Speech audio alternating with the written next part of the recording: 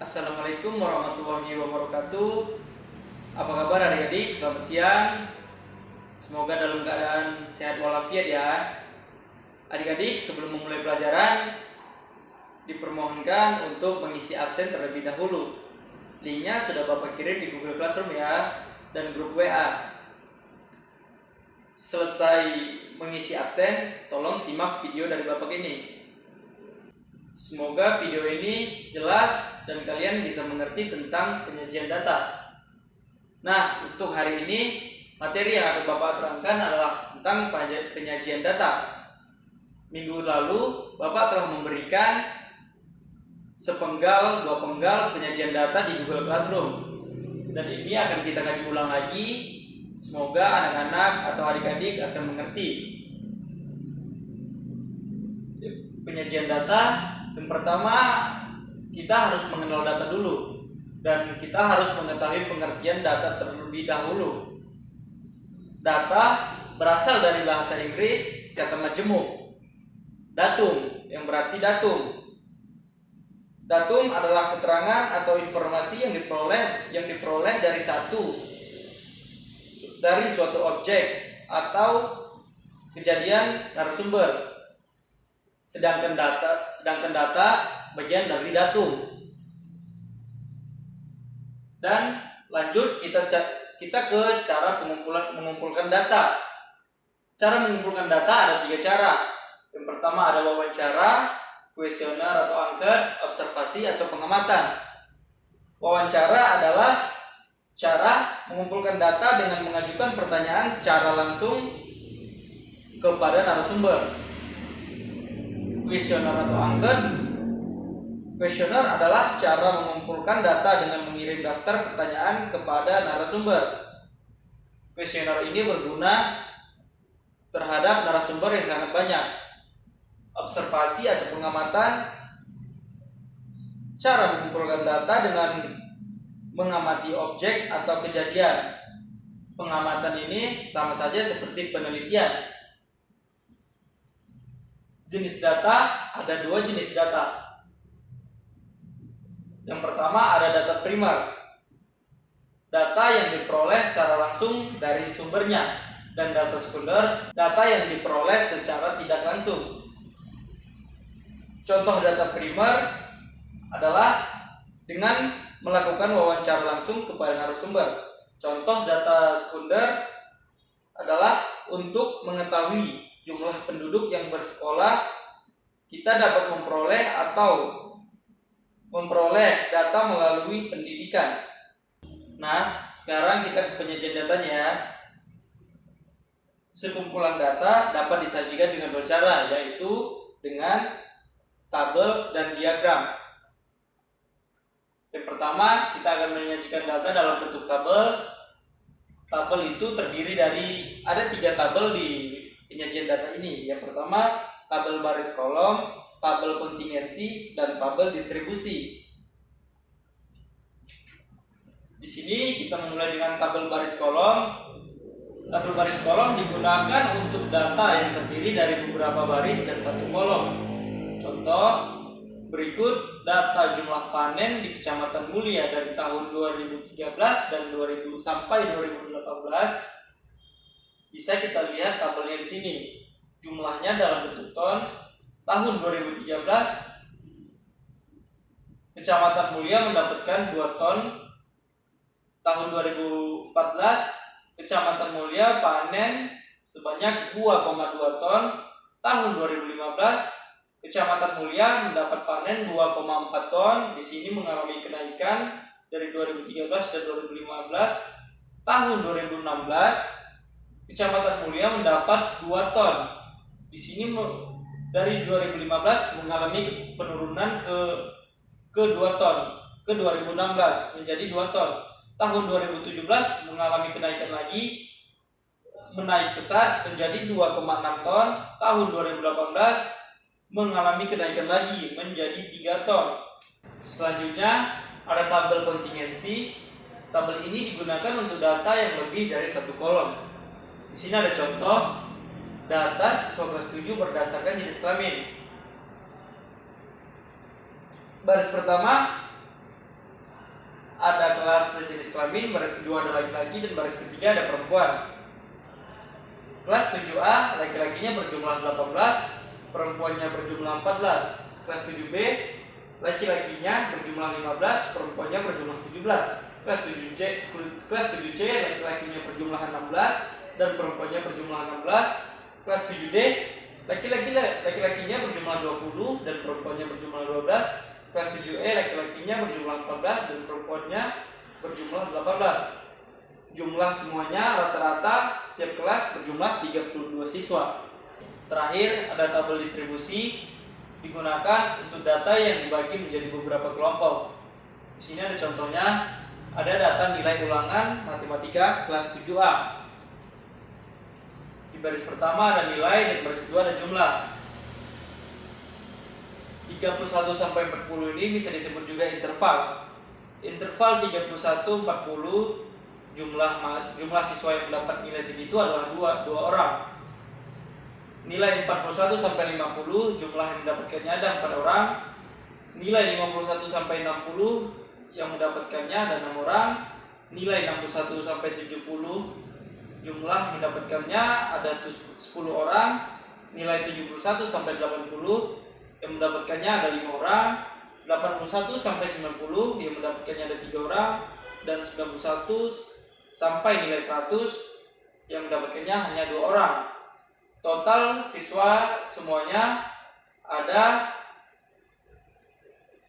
6, 12, 22, 27, 32. Total semuanya ada 32 siswa. Setelah menyajikan data dengan tabel, selanjutnya kita menyajikan data dengan diagram. Ada 3 jenis diagram. Yang pertama, diagram batang, diagram garis, dan diagram lingkaran. Yang pertama ada diagram batang. Diagram batang biasanya digunakan untuk menggambarkan perkembangan nilai suatu objek dalam kurun waktu tertentu. Langsung ke contohnya saja. Berikut ini disajikan data penduduk usia sekolah di Kampung Sukacita tahun 2018. Datanya ini, yang pertama, TK frekuensi ini bisa dibilang juga ada jumlah penduduk frekuensi. TK ada sebanyak 30 orang, SD ada sebanyak 25 orang, SMP sebanyak 20 orang, SMA sebanyak 15 orang, PT atau perguruan tinggi ada sebanyak 10 orang. Jumlahnya seluruhnya penduduknya ada 100 orang. Nah, di sampingnya ada diagram batangnya. Bisa dilihat garis sebelah kiri menyatakan ada banyak penduduk.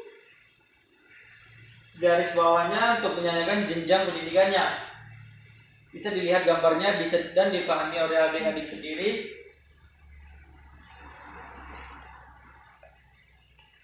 Cara menggambarnya, buat interval 0 sampai 35. Karena banyak penduduk yang paling banyak itu ada 30. Jadi sampai 35. Lalu buat diagram batangnya seperti ini. TK ada berapa orang? Ada 30 orang, SD ada 25 orang, SMP ada 20 orang, SMA ada 15 orang, dan perguruan tinggi ada 10 orang. Yang kedua ada diagram garis. Diagram garis biasanya digunakan untuk menyajikan data yang berkesinambungan. Misalnya jumlah penduduk setiap tahun, hasil pertanian tiap tahun, jumlah siswa tiap tahun. Di sini saya langsung mengambil contoh. Berikut ini data penjualan komputer dalam minggu pertama bulan Desember di toko komputer Jaya. Lihat tabel data di sebelah kiri ini. Baris pertama ada hari, baris kedua ada jumlah. Hari Senin, komputer yang terjual berjumlah 10. Hari Selasa, komputer yang terjual berjumlah 20. Hari Rabu, komputer yang terjual berjumlah 25. Hari Kamis, komputer yang terjual berjumlah 20. Hari Jumat, komputer yang terjual berjumlah 15. Hari Sabtu, komputer yang terjual berjumlah 30. Hari Minggu, komputer yang terjual berjumlah 25. Jumlah seluruh komputer yang sudah terjual di minggu pertama sebanyak 145. Di samping penjualan komputer minggu pertama bulan Desember Toko Jaya menggunakan diagram garis. Menggambarkan sumbu tegak menunjukkan jumlah, sumbu sejajar menunjukkan hari. Cara menggambarnya seperti ini. Hari Senin berjumlah 10 yang terjual. Taruh titik di angka 10. Hari Selasa terjual 20. Taruh titik di 20. Hari Rabu terjual 25. Taruh titik. Hari Kamis jual 20, taruh titik. Hari Jumat terjual 15.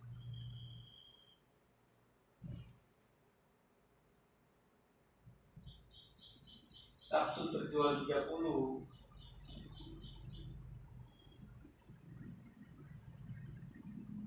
Dan Minggu terjual 25.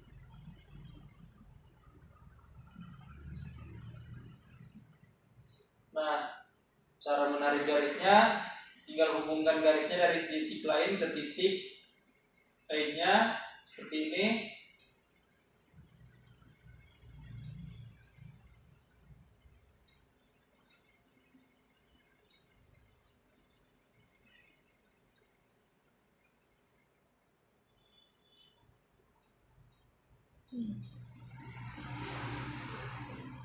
Kurang lebih seperti itu adik-adik. Semoga kalian mengerti bagaimana cara menggambarkan diagram garisnya.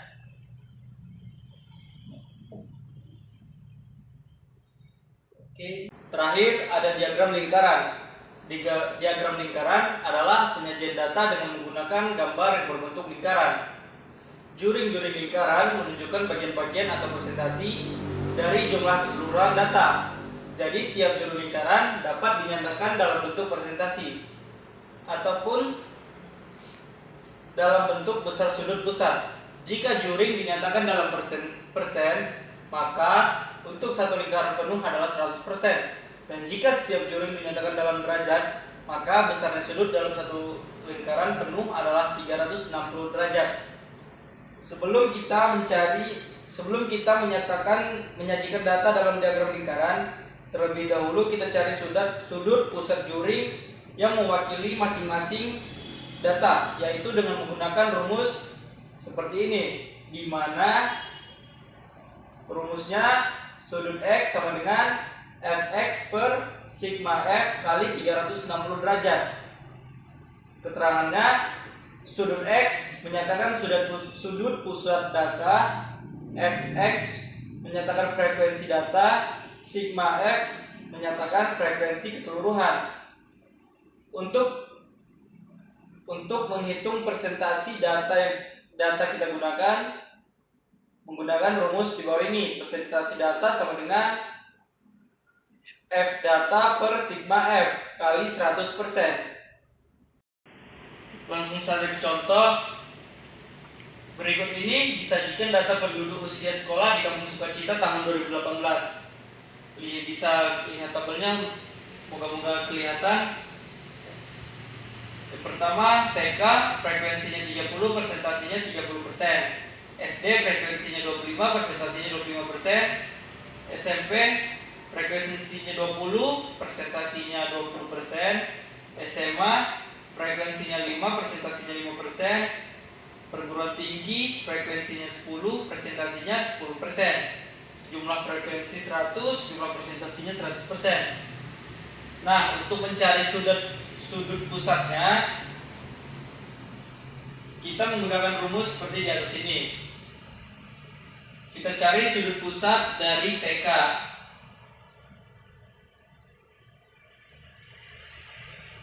Rumusnya, sudut pusat TK sama dengan F frekuensi TK per sigma F frekuensi F itu frekuensi data. Frekuensi data berarti 30, frekuensi datanya 30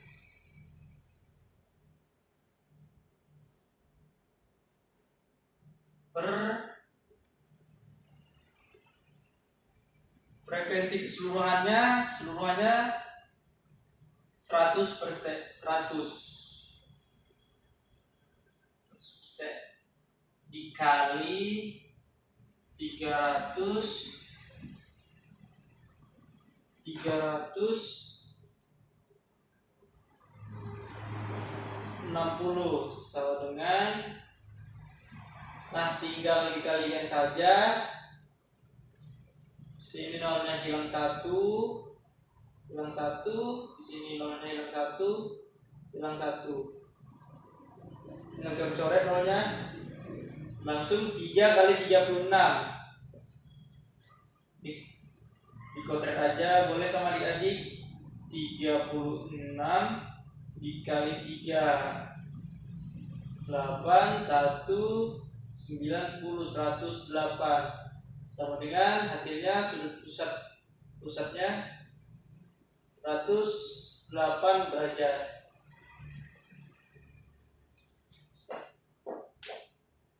Selanjutnya kita cari sudut pusat SD.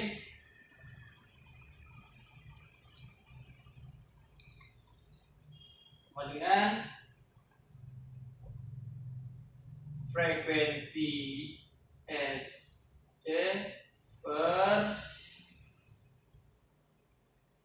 frekuensi keseluruhan kali 360 derajat sama dengan frekuensi SD. Di sini kita tahu sendiri 25 per frekuensi keseluruhannya 100 dikali 360 sama dengan, sini hilangkan nolnya, boleh dikotret 25 dikali 36